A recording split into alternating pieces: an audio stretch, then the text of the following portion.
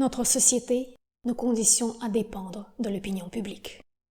À l'enfance, notre perception de nous-mêmes dépend entièrement de l'attitude parentale. Le système scolaire va dépendre de notre valeur, des notes et de la subjectivité des profs. Les réseaux sociaux vont dépendre de nos humeurs et nos égos, des likes et dislikes.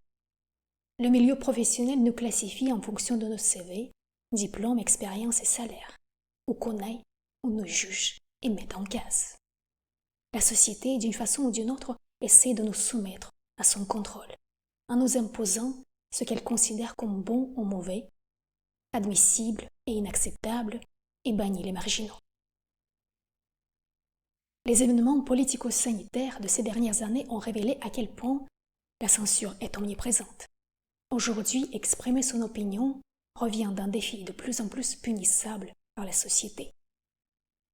Transformer les gens en troupeaux de moutons, voilà son but. Filtrer et censurer les informations, priver les gens de la capacité de réfléchir. Jouer sur les insécurités et les peurs humaines, limiter la liberté et l'accès au plaisir, ce sont les moyens de contrôle. Aujourd'hui, on participe à un grand test à l'échelle humaine, le test où chacun de nous détermine pour soi son degré de dépendance, de l'opinion et de l'attitude imposée de l'extérieur, et son degré de liberté authentique de pensée et d'action dictée par nos cœurs et esprits. Autrement dit, quelle est la part de nous dans ce que nous sommes, nous faisons, nous pensons, et quelle est la part d'un scénario et d'un rôle imposé par la société.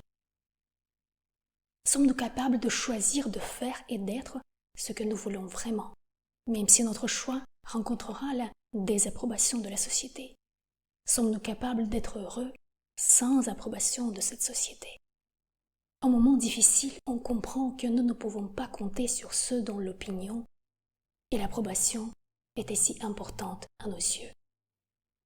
Leur pouvoir sur nous s'évanouit lorsque nous constatons que notre vie, comme notre survie, ne dépendent que de nous.